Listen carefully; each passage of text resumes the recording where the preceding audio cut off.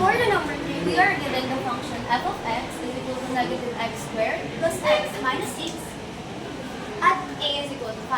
First, we need to list the given. A sub 0 is equal to 5 kasi yung a natin ay 5 at pagkakalasang sila.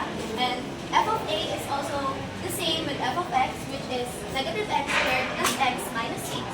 And f a sub 0, i-substitute lang natin yung 5 sa function at makakuha natin ang 5 squared, negative 5 squared plus 5 minus 6.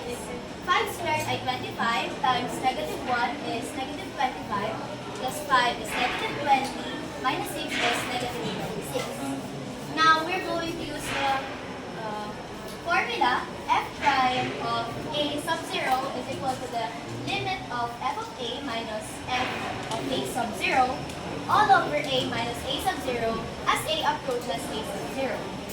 So, the limit of, so isa-substitute na natin yung value.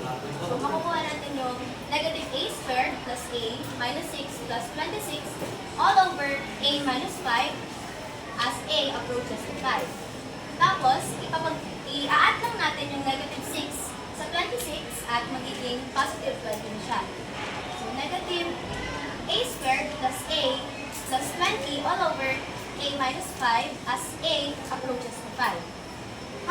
Ang next step na gagawin natin ay hahanapin natin yung factor nito para makancel natin yung denominator. So, ang pwedeng maging factor nito ay negative 1, pero hindi na susulat yung 1, negative na lang. So, negative times a minus 5 times a plus 4 all over a minus 5 as a approaches to 5. Dahil parehong may a minus 5 ang numerator at denominator, pwede na natin silang i-cancel.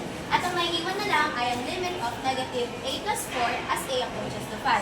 Now, substituting the value, a is equal to 5, f prime 5 now is equal to negative 5 plus 4, or it is also equivalent to negative 9. Okay.